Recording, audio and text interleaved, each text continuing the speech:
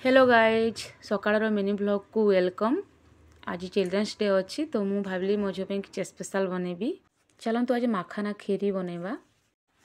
माखना खीरी पे आमर किछि माखना काजू आलमंड ग्राइंडिंग करदेबा, क्षीर बॉयल करवा, से साफरन पकईदेबा। क्षीर किछि समय बॉयल होला परे आमे आ गोटे फ्राए पैन रे घी देबा। घी देला पर सेठी आलमंड काजू किशमिश आउ माखना ताको ड्राई रोस्ट करवा।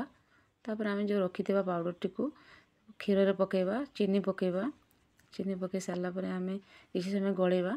गले सारा पर पुणी आमे जो ड्राई रोस्ट करके रखिथिले ड्राई फ्रूट्स सब माखना को पकईदेबा, इलायची पाउडर भी देदेबा।